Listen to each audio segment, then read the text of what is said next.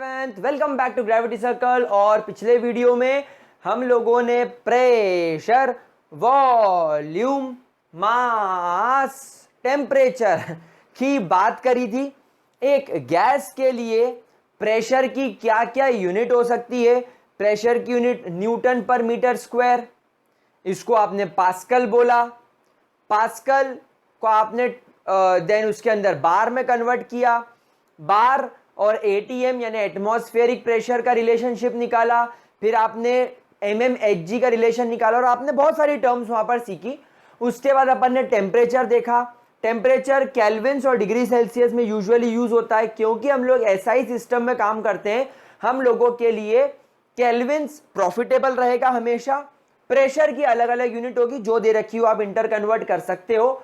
और वॉल्यूम के लिए हमने metre cube, centimetre cube, ML, litre, decimetre, ये सब हम लोगों ने देखा। और मास तो सिंपल आपका केजीज में चलेगा। तो हम लोगों ने वो इंपॉर्टेंट टर्मिनोलॉजीज देखी। और गाइस आज की क्लास से हम लोग सबसे इंपॉर्टेंट चीज इस चैप्टर की स्टार्ट करने वाले हैं, द गैसियस लॉस। यानी गैस के ऊपर कुछ अलग अलग लॉज बनाए गए, कुछ लॉज दिए गए, और अब हम लोग उन लॉज की बात करने वाले हैं। और आज की क्लास में सबसे पहला लॉ जो हम लोग पढ़ने वाले हैं, that is called as Boyle's law. Boyle's law, ठीक है प्यारे बच्चों। अब थोड़ा सा मैं आपको एक आगे का फ्यूचर का इंट्रोडक्शन दे दूं। बॉयल्स लॉ के अलावा आप लोग चार्ल्स लॉ पढ़ेंगे, आप लोग गे-लुसेक लॉ पढ़ेंगे, जिसमें काफी हंसी आएगी नाम सुन के, गे-लुसेक। फिर उसके बाद आप एवोगैड्रो लॉ पढ़ेंगे। तो गाइस अलग अलग लॉज होंगे। और ये जितने भी गैसियस लॉज जो हैं, ये जितने भी आपके गैसियस लॉज हैं, ये एक गैस की फिजिकल प्रॉपर्टीज, जैसे उसका प्रेशर, उसका टेम्परेचर, उसका वॉल्यूम एंड उसके नंबर ऑफ मोल्स, इन चीजों के ऊपर डिपेंड करती है।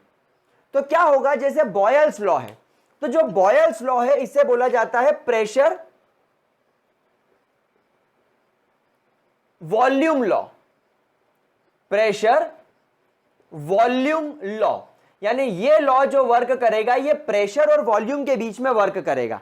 सो बेसिकली आप लोगों को जैसे आगे चार्ल्स लॉ की बात करेंगे तो वो हो सकता है टेम्परेचर वॉल्यूम पर वर्क करे।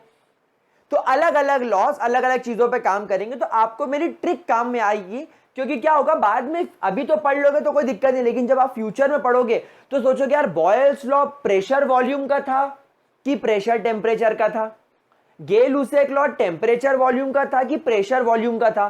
तो ये ट्रिक काम में आएगी। तो देखो ट्रिक कैसी है।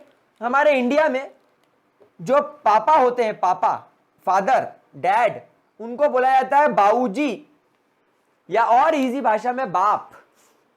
बाप, पी बोले तो पापा, बाप, पापा। समझ में आ रही बात।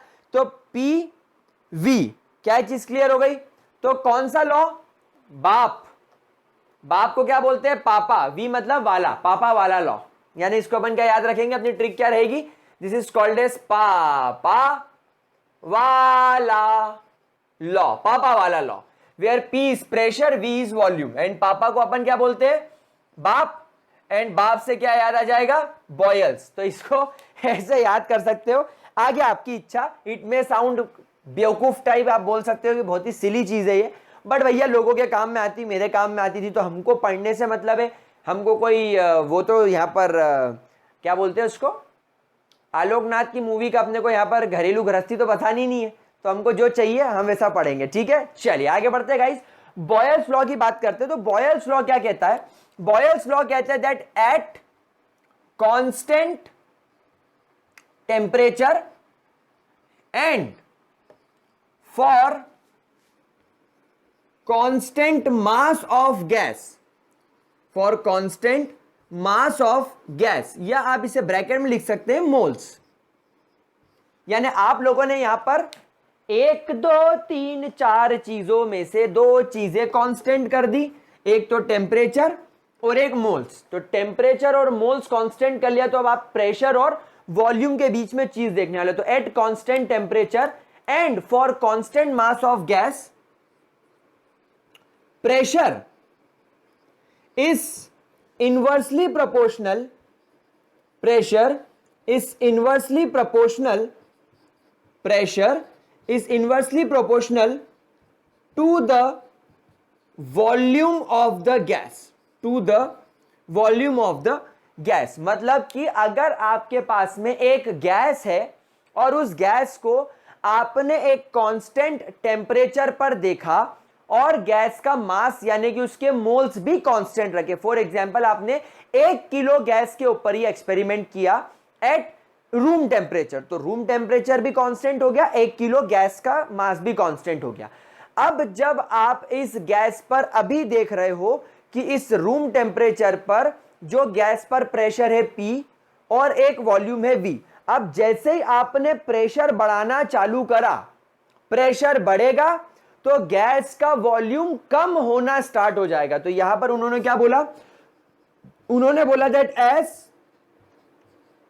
We start increasing the pressure, as we start increasing the pressure of the gas, या pressure on the gas, sorry, as we start increasing the pressure on the gas, its volume decreases, its volume decreases and vice versa।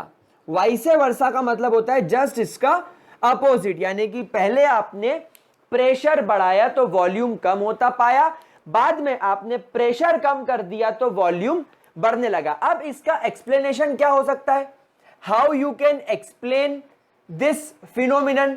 तो प्यारे बच्चों इस चीज को आप ऐसे देख सकते हो कि मान लीजिए आपके पास में एक चेंबर है और इस चेंबर में आपने यहां पर एक इस तरीके से पिस्टन लगा दिया है जो पूरी तरीके से सील पैक कर देता है इस चेंबर को। यह आपका एक पिस्टन हो गया, इसको आप बोलेंगे पिस्टन, और पिस्टन के अंदर यहां पर अभी आपने गैस रखी हुई है। We all know that the molecule of gases are far away from each other. Gases के पार्टिकल्स एक दूसरे से बहुत दूर होते हैं, थर्मल एनर्जी इनमें ज्यादा होती है और इंटरमॉलिक्यूलर फोर्स ऑफ अट्रैक्शन इनके अंदर कम होता है। अभी आप इस पर प्रेशर जो लगा रहे हो, लेट से वो प्रेशर PA है, मतलब ये आपका नॉर्मल एटमॉस्फेरिक प्रेशर है, लेकिन जैसे ही आप इस पर प्रेशर बढ़ा देते हो, आपने ऊपर से एक एक्स्ट्रा प्रेशर इस पर लगाना स्टार्ट किया, तो ये जो आपका पिस्टन है, ये आपका पिस्टन, अच्छा अभी यहां पर गैसेस का वॉल्यूम आप मान के चलिए V1 है या VA है, अभी इसका वॉल्यूम क्या है, VA है। जैसे ही आपने ऊपर से प्रेशर बढ़ाया, प्रेशर बढ़ने की वजह से क्या होगा, ये पिस्टन नीचे की ओर दबेगा, ये पिस्टन नीचे की ओर दबेगा, तो ऊपर की जितनी भी गैसेस थी ये सब अब नीचे घुसना स्टार्ट हो जाएगी। और ये जो गैसेस के पार्टिकल्स है, क्योंकि इनके बीच में इंटरमॉलिक्यूलर स्पेस ज्यादा होती है, इनके बीच में गैप ज्यादा होती है, ये एक दूसरे के पास में इकट्ठे होना स्टार्ट हो जाएंगे। हम लोगों ने पढ़ा भी था कि अगर आप प्रेशर बढ़ा दोगे तो अभी क्या है, गैसेस के मॉलिक्यूल्स दूर दूर है, तो जैसे ही आप प्रेशर इंक्रीज करोगे गैस के मॉलिक्यूल्स पास आना शुरू हो जाएंगे।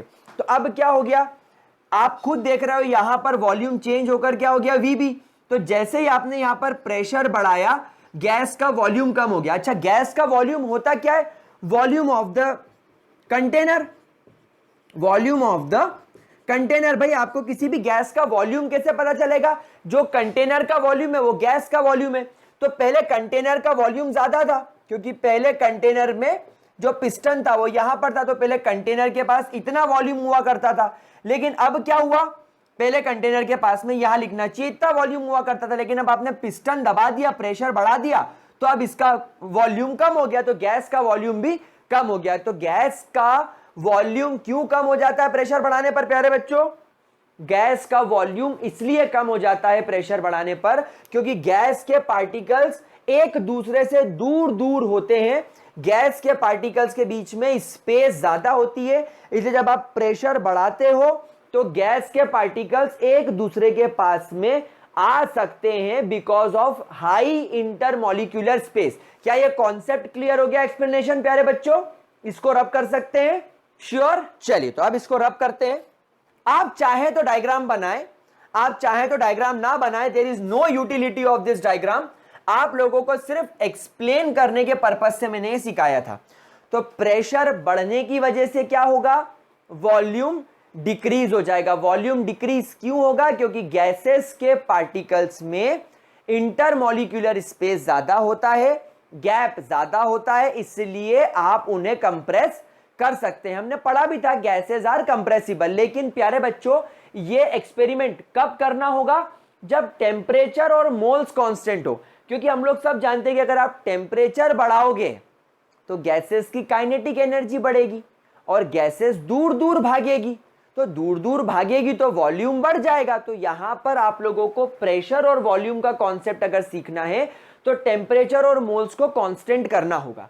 तो बॉयल्स ने इसे मैथमेटिकली कैसे लिखा होगा, उन्होंने बोला कि आप इसे ऐसा लिखें that P is inversely proportional to 1/V।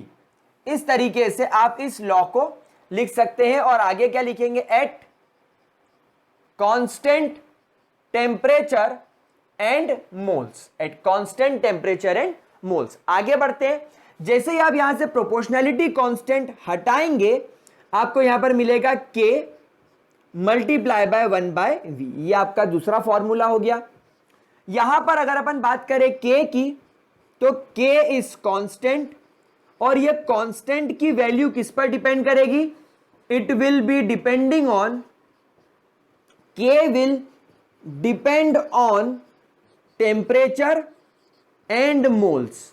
ये आपके टेम्परेचर और मोल्स पर डिपेंड करेगा। हम इसे K1 भी लिख सकते हैं, क्योंकि अलग अलग लॉज में K अलग अलग होगा।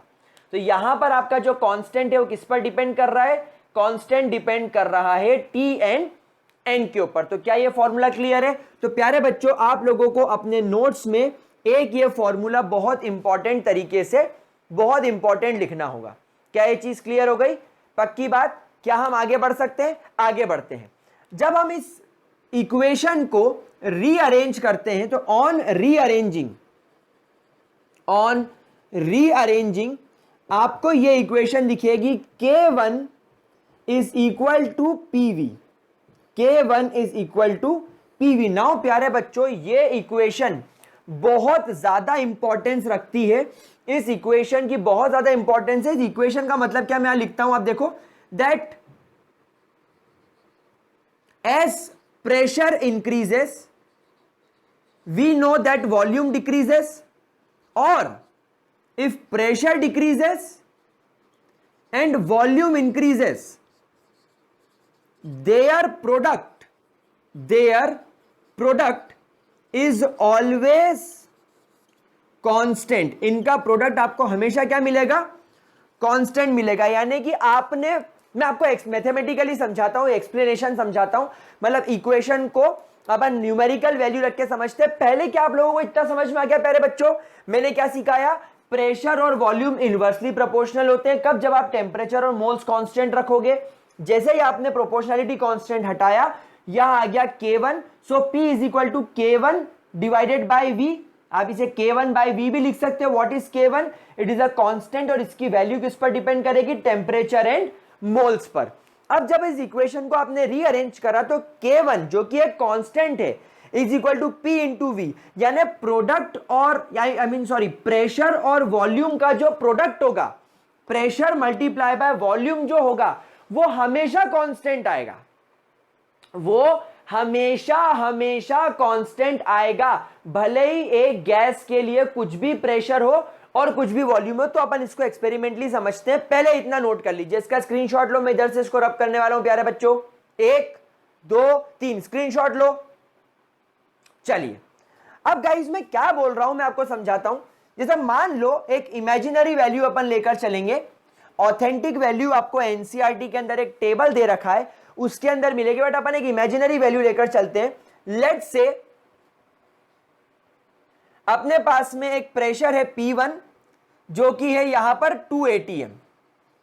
इस समय एक गैस है, let's say we have a gas, अपन O2 का एग्जांपल ले लेते हैं। अपने पास में ऑक्सीजन गैस है, एट टेम्परेचर कांस्टेंट लेना है, तो मैंने 298 केल्विन टेम्परेचर कांस्टेंट ले लिया। एंड हम लोग कितने मोल्स की बात कर रहे हैं, हम लोग 1 मोल ऑक्सीजन की बात कर रहे हैं। हमने मोल्स और टेम्परेचर कांस्टेंट ले लिया, यानी जो भी मैं चीज करूंगा वो 1 मोल गैस के लिए करूंगा 298 केल्विन पर करूंगा, यानी टेम्परेचर और मोल्स के साथ में खिलवाड़ नहीं करूंगा। यहां पर मैं देख रहा हूं कि मेरे पास में जो वॉल्यूम है वो आ रहा है लेट से 100 आ रहा है। हमारे पास में वॉल्यूम कितना आ रहा है प्यारे बच्चों? हमारे पास में वॉल्यूम आ रहा है 100। क्या यहां तक की चीज क्लियर हो गई? क्या इसके अंदर किसी भी तरीके की कोई दिक्कत? वॉल्यूम कितना आ रहा है, अपन इसको 100 लीटर मान लेते, चलो वी हैव वॉल्यूम 100 लीटर। तो यहां पर आप मुझे बताइए K1 की वैल्यू क्या होगी? K1 का फॉर्मूला उठाओ, P इंटू वी, प्रेशर क्या है 2, V क्या है 100, तो PV की वैल्यू हो जाएगी 200। नाउ मैंने प्रेशर बढ़ाया, मैंने प्रेशर बढ़ाकर कितना कर दिया 2 atm से 4 atm, प्रेशर मैंने जस्ट डबल कर दिया। तो आप यहां पर नोट करेंगे कि वॉल्यूम एग्जैक्टली हाफ हो जाएगा। प्रेशर डबल करने पर वॉल्यूम हाफ हो जाएगा। हमारे एनसीईआरटी में भी यह पॉइंट लिखा गया है that it is observed that when pressure is doubled, the volume becomes half, यानी जैसे ही आप प्रेशर दुगना करोगे वॉल्यूम आधा हो जाएगा। तो क्यों होगा उसको अपन इस फॉर्मूले से प्रूफ करके देखते हैं। 40 इंटू 4 कितना होता है, सॉरी 50 इंटू 4 कितना होगा? आप यहां पर K1 की वैल्यू निकालिए। K1 क्या होगा? P into V. अच्छा, K1 हमेशा कांस्टेंट है, इसको K2 मत लिखना, K1 ही रहेगा, क्योंकि K1 किस पर डिपेंड कर रहा है? K1 टेम्परेचर और मोल्स पर डिपेंड कर रहा है, जो हमने यहां पर फिक्स करे हुए हैं। टेम्परेचर और मोल्स हमने फिक्स करे हुए हैं, इसलिए हर जगह आपको K1 ही दिखेगा। 54 जा 200, तो आप देखो K की वैल्यू यहां पर भी कांस्टेंट है प्यारे बच्चों। बात को समझ पा रहे हो आप लोग मेरी कि नहीं समझ पा रहे हो? पक्की बात। अब अगर मैंने मान लो यहां से प्रेशर फिर बढ़ा दिया और मैंने प्रेशर यहां पर कर दिया 8 atm, तो प्यारे बच्चों यहां पर वॉल्यूम कितना हो जाएगा? थर्ड वॉल्यूम ये हो जाएगा 25 लीटर, इसका आधा, क्योंकि प्रेशर मैंने डबल कर दिया तो वॉल्यूम यहां पर आधा हो गया। तो यहां पर आप मुझे बताइए K1 की वैल्यू क्या हो जाएगी? 25 8 जा 200। लाड लो प्यारे बच्चों। अच्छा, अब अपन एक काम करते हैं, दूसरी वैल्यू लेते, मतलब अपन यहां पर डबल नहीं करते, थोड़ा सा बढ़ा देते। मैंने यहां पर प्रेशर कर दिया 10 atm, तो आप यहां पर जज कर सकते हो कि यहां पर वॉल्यूम कितना हो जाएगा। वेरी गुड, जिन लोगों का आंसर आया 20 लीटर्स, वेरी गुड, क्योंकि P इंटू वी आपको हमेशा 200 वैल्यू देगा। तो यहां पर आपने देखा मैथमेटिकली हमने यहां पर इस चीज को प्रूफ करके देखा कि अगर आपके पास में गैस है, ऑक्सीजन या कोई भी गैस ले लो, जैसे जैसे आप उसका प्रेशर बढ़ाओगे उसका वॉल्यूम लीनियरली कम होता जाएगा, उसका वॉल्यूम इस हिसाब से कम होता जाएगा कि जो K है यानी P इंटू ई की वैल्यू है वो हर बार आपको क्या मिले? कांस्टेंट मिले। क्या ये प्यारे बच्चों को बात समझ में आ गई? लिंक समझ में आया? कॉन्सेप्ट पकड़ में आया? कॉन्सेप्ट पकड़ो प्यारे बच्चों, K is equal to P into V आपको हमेशा कांस्टेंट मिलेगा। लेकिन कब? जब आप एक ही टेम्परेचर पर अलग अलग वैल्यूज दो। मैंने 298 केल्विन पर प्रेशर इतना रखा, फिर 298 केल्विन पर प्रेशर बढ़ाया, फिर 298 केल्विन पर प्रेशर बढ़ाया, फिर 298 केल्विन पर प्रेशर बढ़ाया, तो मुझे वॉल्यूम कम होता हुआ दिखा। लेकिन 298 केल्विन और 1 मोल पर मुझे K की वैल्यू हमेशा कांस्टेंट मिली। और यहां पर जो इक्वेशन बॉयल्स ने निकाली थी मैथमेटिकली, हमने उसमें वैल्यूज रख के उसे प्रूफ करके भी देखा।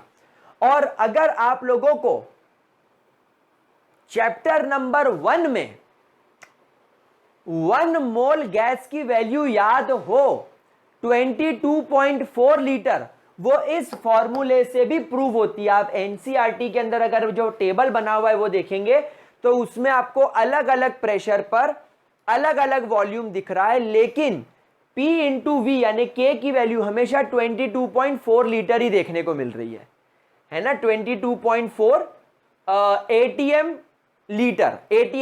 K की यूनिट क्या हो जाएगी? K की यूनिट क्या हो जाएगी? प्रेशर की यूनिट ATM है और वॉल्यूम की यूनिट लीटर है, तो ATM लीटर हो जाएगी। क्या ये बात मेरे प्यारे बच्चों को समझ में आ रही है? चलिए इसका स्क्रीनशॉट लीजिए, फिर इसको रब करके इक्वेशन आगे बनाते हैं। स्क्रीनशॉट लो। ऑल राइट मेरे प्यारे प्यारे नन्हे मुन्ने लाडले दुलारे बच्चों, क्या हम आगे बढ़ सकते हैं? ठीक है, इसको रब कर दे। सब लिख लिया आप लोगों ने? चलिए तो इसको रब करते हैं और आगे चलते हैं, इस लॉ को और अच्छे तरीके से समझते हैं। मतलब और इस लॉ से हमें क्या चीजें सीखने को मिलती है हम यहां पर बात करेंगे। पर उसके पहले हम लोग एक काम करते हैं, यहां पर हमारे सारे फॉर्मूलेज लिख लेते हैं। हमारा पहला फॉर्मूला था, क्या था? P is inversely proportional to 1/v। हमारा अगला फॉर्मूला क्या था? P is equal to K1/v। हमारा तीसरा फॉर्मूला क्या था? K1 is equal to P into V। लाडले प्यारे बच्चों, इतनी चीज क्लियर हो गई? पक्की बात? Now at constant temperature and number of moles, मैंने माना इनिशियली, मैंने क्या माना? इनिशियली एक गैस है जिसका प्रेशर P1 है एंड उसका वॉल्यूम V1 है। फिर मैंने क्या करा? उस पर प्रेशर इंक्रीज करना स्टार्ट करा। सो फाइनली मैंने उसका प्रेशर बढ़ा दिया P2, तो उसका वॉल्यूम चेंज होकर हो गया V2। लेकिन जब मैं इस वैल्यू को इस फॉर्मूले में रखता हूं तो मुझे मिलता है K1 is equal to P1 into V1, और फाइनली K1 हो जाएगा P2 V2।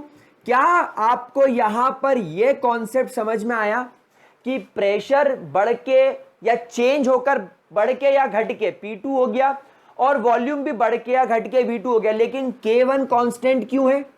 अभी तो सीखा कि प्रेशर और वॉल्यूम कितना ही चेंज हो जाए कांस्टेंट वैल्यू ही मिलेगी K1। तो ये अगर आपकी इक्वेशन 1 है और अगर ये आपकी इक्वेशन 2 है, तो क्या मैं इक्वेशन 2 को इक्वेशन 1 में नहीं रख सकता? मतलब K1 की जगह P2 V2 यहां नहीं रख सकता? बिल्कुल रख सकता हूं। तो आप यहां पर करिए पुट इक्वेशन 2 इन इक्वेशन 1। तो ये आपको क्या दिखने लगेगा? ये आपको दिखने लगेगा P1 V1 is equal to K1, और K1 की वैल्यू क्या मिल गई इक्वेशन 2 से? P2 V2। तो it is equal to P2 V2। क्या ये चीज क्लियर हो गई? क्या ये वाला फॉर्मूला क्लियर हो गया? अब अपन इस फॉर्मूले में काम करते हैं, प्रेशर टर्म एक तरफ ले जाते हैं, वॉल्यूम टर्म एक तरफ ले आते हैं। तो ये हो जाएगा P1 अपॉन P2, यानी मैं P2 को इसके नीचे ले गया, इज इक्वल टू V2। यहां पर V2 है, V2 के नीचे V1 ले आओ, V2 अपॉन V1। तो प्यारे बच्चों, ये भी एक फॉर्मूला है जो आप लोग बॉयल्स लॉ के न्यूमेरिकल्स में यूज करेंगे। क्या ये चीज क्लियर हो गई प्यारे बच्चों को? क्या ये चीज अच्छी तरीके से क्लियर हो गई? तो एक फॉर्मूला अपन यहां पर लिखने वाले, P1 upon P2 is equal to V2 upon V1। Please इस फॉर्मूले को अच्छे तरीके से नोट कर लो प्यारे बच्चों, फटाफट इस फॉर्मूले को आप लोग नोट करेंगे। फिर हम लोग इसके कुछ ग्राफिकल रिप्रेजेंटेशंस की तरफ आगे बढ़ते हैं। पहले इतने का स्क्रीनशॉट ले लो, ठीक है? ले लिया आपने स्क्रीनशॉट? आई गेस कोई परेशानी नहीं होगी इसके अंदर, किसी भी तरीके की कोई भी परेशानी मेरे प्यारे बच्चों को हो ही नहीं सकती। बहुत इजी कॉन्सेप्ट सीख रहे हैं हम लोग, बहुत इजी। आगे बढ़ते हैं। नाउ गाइस, अगर हम ग्राफ बनाकर देखें, लेट्स फॉर्म अ ग्राफ, तो प्यारे बच्चों यहां पर जो मैं ग्राफ बनाने वाला हूं, उन ग्राफ को बोला जाता है आइसोथर्म। क्या बोला जाता है? Such graphs are called as isotherms. What do you mean by isotherms? Isotherms का मतलब होता है सच ग्राफ्स, ऐसे ग्राफ्स या ऐसे plots that have a constant temperature, जिनके पास में टेम्परेचर कैसा होता है प्यारे बच्चों? कांस्टेंट होता है। दैट हैव कांस्टेंट टेम्परेचर, ऐसे ग्राफ को क्या बोला जाता है? आइसोथर्म। ठीक है? नाउ पहला ग्राफ हम लोग बनाते हैं। लेट्स प्लॉट अ ग्राफ जहां पर एक एक्सिस पर मैं प्रेशर प्लॉट करने वाला हूं, जिसकी यूनिट में लेकर चल रहा हूं ATMs में, वर्सेस एक ग्राफ में प्लॉट करने वाला हूं वॉल्यूम, जिसकी यूनिट में लीटर्स में लेकर चलने वाला हूं likewise. Now as you all know कि जैसे जैसे प्रेशर बढ़ेगा वॉल्यूम घटेगा, जैसे जैसे प्रेशर बढ़ेगा वॉल्यूम घटेगा। तो लेट्स से यहां पर प्रेशर किसी गैस का 0.2 था और यहां पर उसका 5 लीटर था, तो 0.2 होने पर उसका वॉल्यूम 5 लीटर था। जैसे ही प्रेशर बढ़ के 0.2 हुआ, उसका जो कॉन्सेंट्रेशन था वो कम हो गया। प्रेशर बढ़ाया 0.6, ये कम हो गया, फिर 0.8, ये और कम हो गया। तो आपको ये ग्राफ कुछ इस तरीके से नजर आएगा, मतलब on increasing pressure volume decreases या on decreasing volume pressure increases. क्या ये बात समझ में आ गई? तो ये आपका एक P इंटू वी का कर्व हो गया। ठीक है, एक कर्व हम और बनाकर देखेंगे जो अगेन P वर्सेस V का ही होगा। यहां पर अपन वॉल्यूम रख देते हैं लीटर्स में, यहां पर अपन प्रेशर रख देते हैं एटीएम्स में। लेकिन अब हम लोग क्या करने वाले हैं, इस ग्राफ को अलग अलग टेम्परेचर पे रख के देखने वाले हैं, अलग अलग टेम्परेचर पर रखकर देखने वाले हैं। तो लेट से पहला ग्राफ में बनाता हूं 203 केल्विन्स पर या 253 केल्विन्स पर। तो एक ग्राफ आपको ऐसा मिलेगा। फिर मैंने टेम्परेचर थोड़ा बढ़ा दिया और मैंने इसको कर दिया 273 केल्विन्स, तो मुझे एक ग्राफ ऐसा मिलेगा। फिर जब मैंने टेम्परेचर और बढ़ा दिया, मैंने इसको 293 केल्विन्स कर दिया, तो मुझे ये कर्व ऐसा मिलेगा। मतलब आप देखो, ग्राफ आपको हर जगह सेम ही मिल रहा है, कर्व आपको ग्राफ में हर जगह बिल्कुल सिमिलर टाइप का ही मिल रहा है, इसके अंदर कोई चेंज या कोई बदलाव नहीं है। कर्व आपको हमेशा एक जैसा ही मिल रहा है जैसा यहां पर मिला था, क्योंकि इनवर्स रिलेशनशिप है।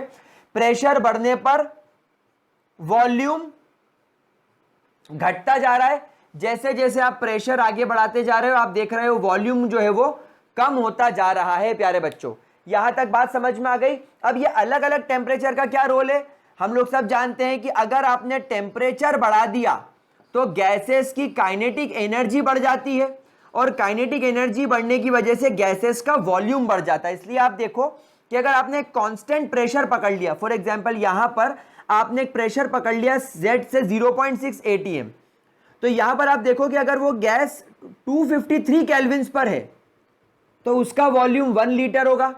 लेकिन अगर वही गैस 273 केल्विन्स पर है तो उसका वॉल्यूम आपको यहां पर 2 लीटर दिखेगा। और वही गैस अगर मान लीजिए आपके पास में 293 केल्विन्स पर है तो वो आपके पास में 3 लीटर होगी। मतलब एक कांस्टेंट प्रेशर पर अगर आप गैस को देखोगे अलग अलग टेम्परेचर पर तो आपको उसके अलग अलग वॉल्यूम दिखाई देंगे। मतलब जितना ज्यादा टेम्परेचर होगा गैस का वॉल्यूम भी उतना ज्यादा बढ़ता जाएगा। यह भी एक आइसोथर्म ग्राफ से हम लोग सीख सकते हैं। क्या ये चीज क्लियर हो रही है प्यारे बच्चों? क्या ये दोनों कर्व अच्छे तरीके से समझ में आ गए? किसी भी तरीके का कोई डाउट? जैसे जैसे गैस का वॉल्यूम बढ़ रहा है प्रेशर डिक्रीज होगा, समझ में आ गई बात? या जैसे जैसे आप प्रेशर डिक्रीज करोगे वॉल्यूम बढ़ता जाएगा। कोई दिक्कत? ये दोनों कर्व अच्छे तरीके से समझ में आ गए? फटाफट से इसका स्क्रीनशॉट लो प्यारे बच्चों। ठीक है, अच्छा अब देखो, आपने देखा कि ये दोनों कर्व एक जैसे हैं, कोई परेशानी नहीं है। जैसे यहां पर मैंने वॉल्यूम नीचे लिखा है ना, आप कोई बात नहीं, आप प्रेशर यहां पर कर दो, आप वॉल्यूम यहां पर कर दो, कोई चेंज नहीं आएगा। प्रेशर आप यहां बढ़ाते जाओ 0.2, 0.4, 0.6, 0.8, और आप यहां पर वॉल्यूम देखते जाओ 1 लीटर, 2 लीटर, 3 लीटर, 4 लीटर। तो जैसे जैसे आपने प्रेशर बढ़ाया, अभी कम प्रेशर पर वॉल्यूम ज्यादा है, ज्यादा प्रेशर पर आप देखोगे वॉल्यूम कम हो गया। तो ये कोई दिक्कत नहीं है, ये दोनों प्लॉट बिल्कुल सेम है। मतलब जैसे जैसे प्रेशर बढ़ेगा वॉल्यूम डिक्रीज होगा। ठीक है, इसको रब करें। नाउ एक बहुत इंपॉर्टेंट चीज आपको यहां पर सीखनी होगी, समझनी होगी, जो मैं इस प्लॉट को वापस से आपको समझाने वाला हूं। ये बेटा हमारे एनसीईआरटी या किसी बुक के अंदर नहीं लिखा है, प्लीज इस बात को समझिएगा। इस एक्सिस पर जैसे जैसे आप प्रेशर बढ़ाते जा रहे हो आपको यहां पर वॉल्यूम का कर्व नीचे आता हुआ दिख रहा है, लेकिन आपने नोटिस करा यहां के बाद मैंने इस कर्व को कांस्टेंट कर दिया, यानी एक टाइम पीरियड के बाद, यानी इस एरिया के बाद मैंने यहां पर इस कर्व को क्या कर दिया, कांस्टेंट कर दिया। क्या आपके मन में यह सवाल आया कि सर आप तो बोल रहे हो कि जितना ज्यादा प्रेशर बढ़ाओगे उतना ज्यादा गैस का वॉल्यूम कम हो जाएगा? लेकिन अगर आप यहां पर ऑब्जर्व करो कि अगर इस पॉइंट के बाद मैं प्रेशर बढ़ाता भी जाऊं तो गैस के वॉल्यूम पर कोई असर नहीं पड़ेगा। तो यहां पर एक स्टार बना के सब पॉइंट लिखेंगे that at a certain pressure when pressure is increased further, यानी एक प्रेशर पॉइंट पर पहुंचने के बाद अगर आप प्रेशर और बढ़ाते हो, यानी कि अगर आप इस पॉइंट को देखो तो इस पॉइंट पर आपका प्रेशर कितना होगा, लेट्स से ये आपका यहां पर प्रेशर है, इतने प्रेशर पर आपने ये पॉइंट अचीव करा। When pressure is increase further, no change और decrease in volume, no change और decrease in volume is observed, that is volume becomes constant. Volume क्या हो जाता है, कांस्टेंट हो जाता है। इनफैक्ट ये देखा गया है, और स्टार बना के नोट करेंगे, in fact it is observed that on increasing pressure further increase in volume is observed,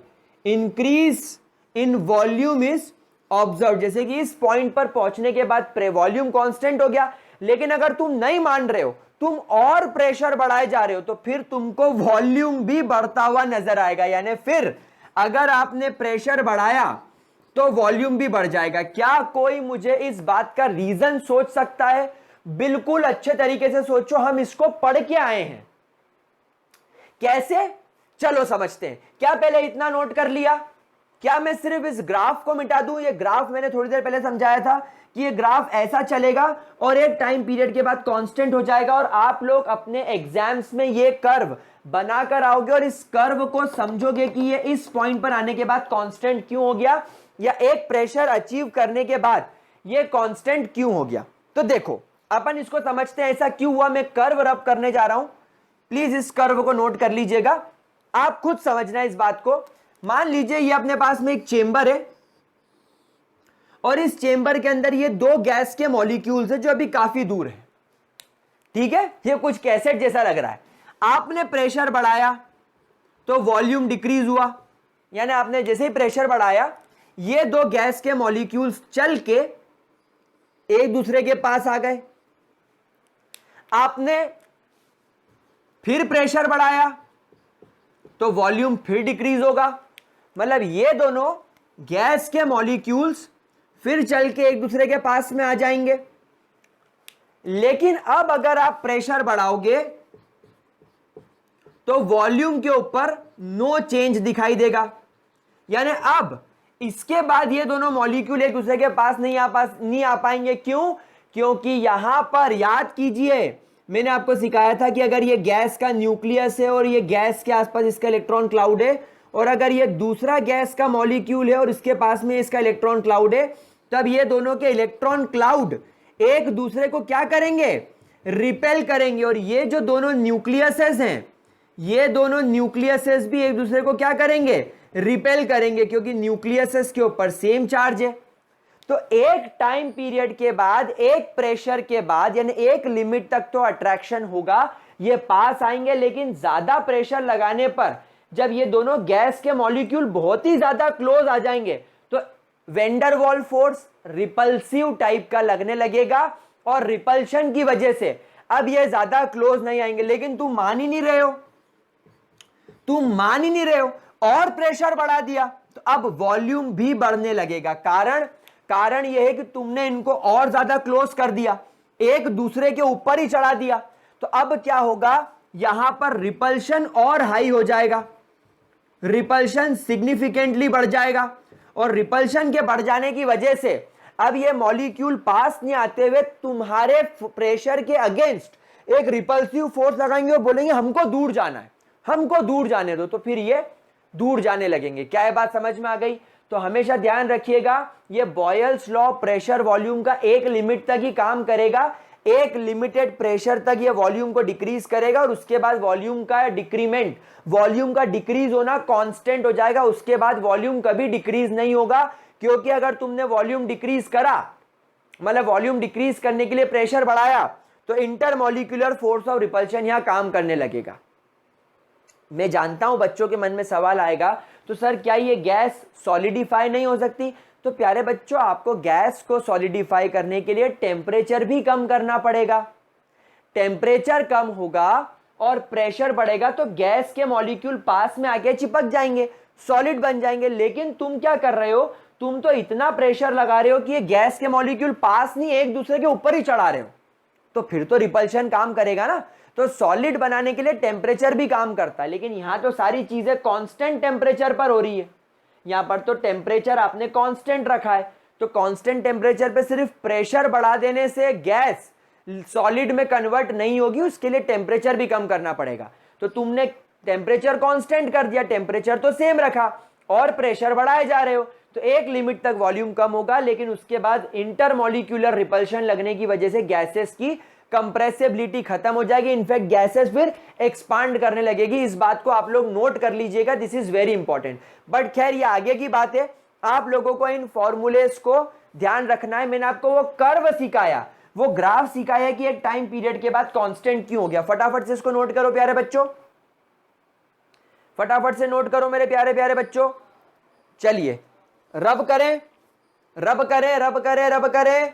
चलिए बहुत बढ़िया, मेरे प्यारे बच्चों को समझ में आ रहा है, बहुत अच्छे से आप लोग दिमाग लगाकर सीख रहे हो, ये बहुत अच्छी बात है।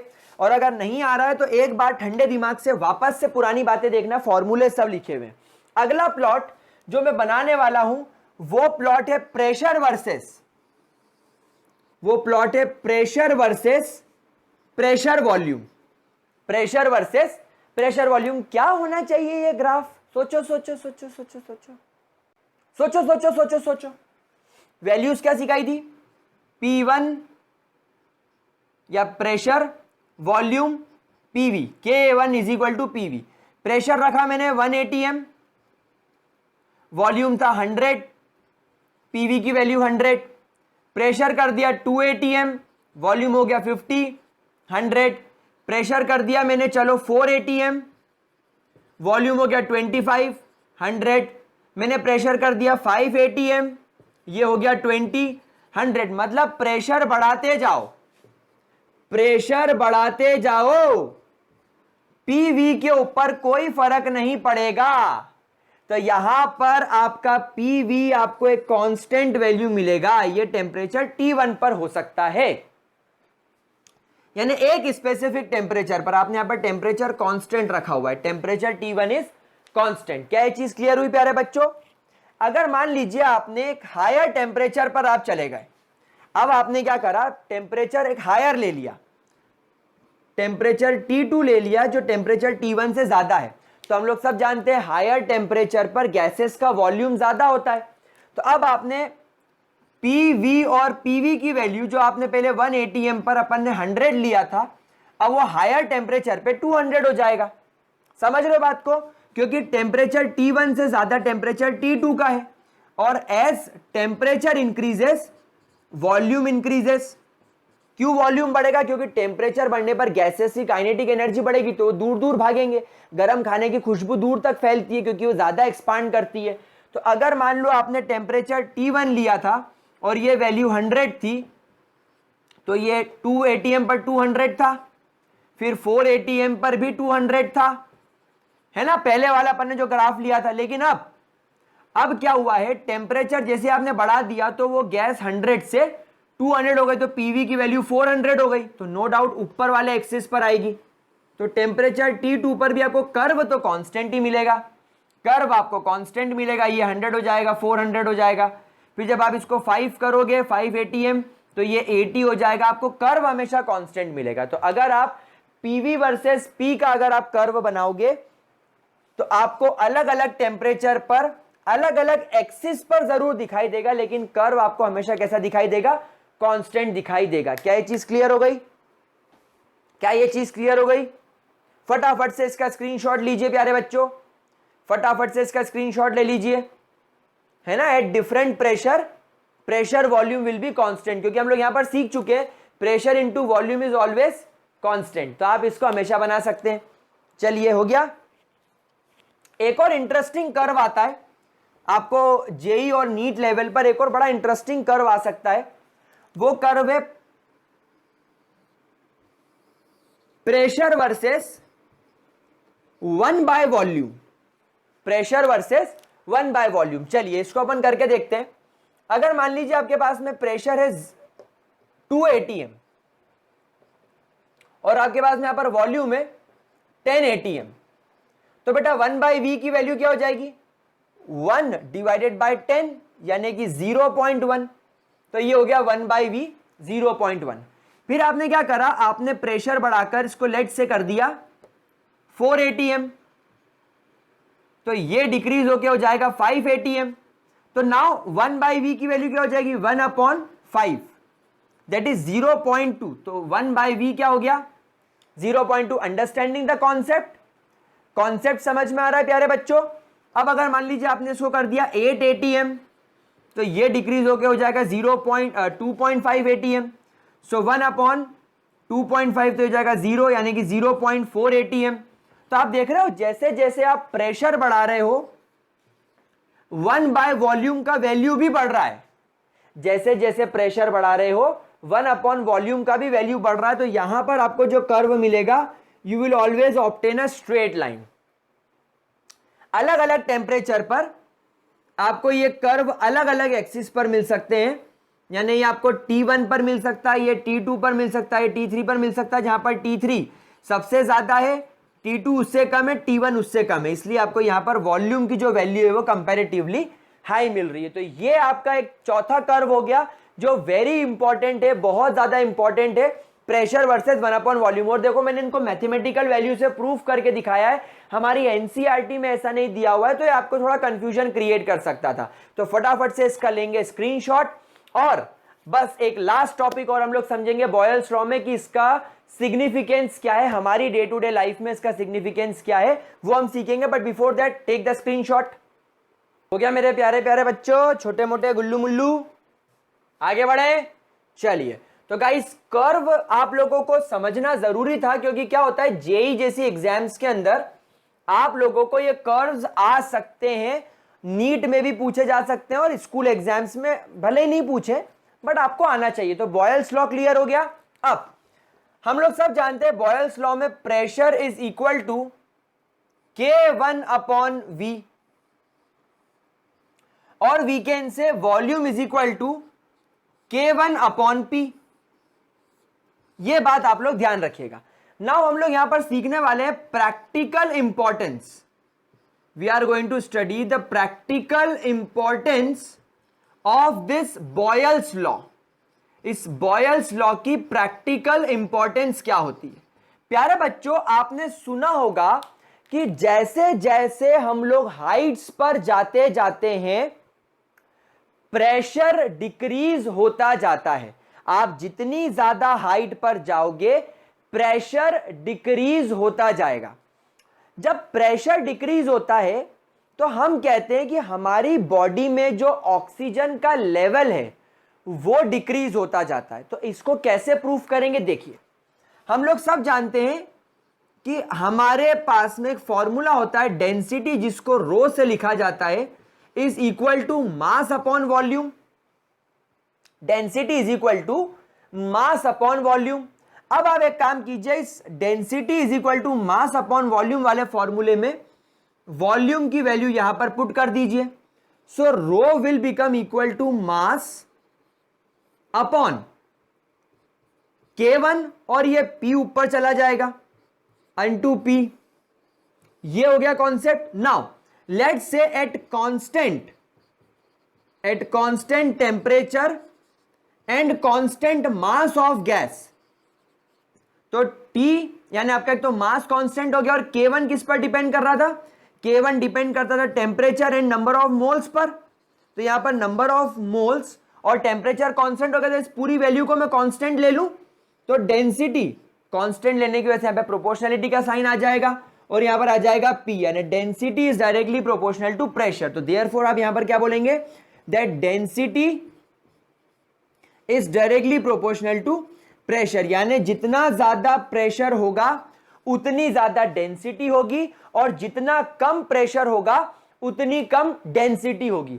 दैट मीन्स जैसे जैसे आप हायर एल्टीट्यूड्स पर जाओगे, जैसे जैसे आप ऊंचाई पर जाते जाओगे, आपका वहां पर एटमॉस्फेरिक प्रेशर कम होता जाता है। सीधी सी बात है, गैस का प्रेशर क्यों कम होगा? अर्थ पर जब आप नदी के आसपास या आप सी एरिया पर, यानी जब आप ओशंस पर या समुद्र के आसपास होते हैं, वहां पर ग्रेविटेशनल फोर्स सबसे ज्यादा होता है। इस वजह से जो गैसेस होती हैं उन पर एक ज्यादा प्रेशर लगता है, वो ज्यादा डेंस होती है। लेकिन आप जैसे जैसे हाइट्स पर जाते जाते हो, ग्रेविटेशनल फोर्स थोड़ा कम होता जाता है, इसलिए वहां पर एटमॉस्फेरिक प्रेशर भी कम होता जाता है।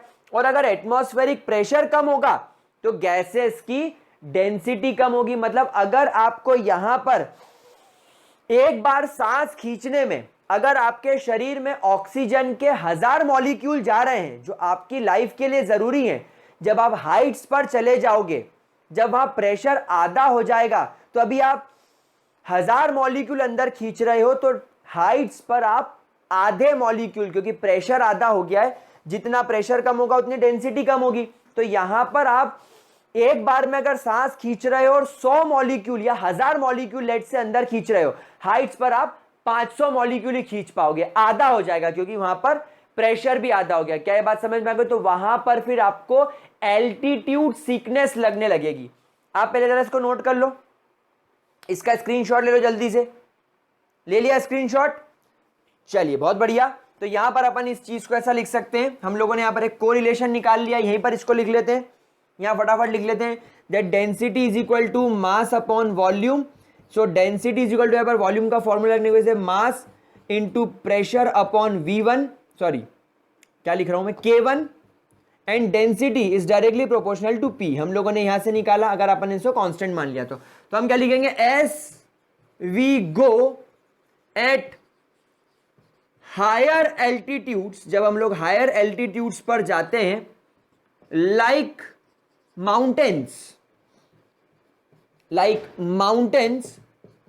the pressure decreases and hence density of the gases also decreases, which causes altitude sickness। आपको क्या होने लगेगी? आपको एल्टीट्यूड सिकनेस होने लगेगी, जिसकी वजह से आपकी जो मसल्स है, आपकी मसल्स में फटीग आ जाएगा।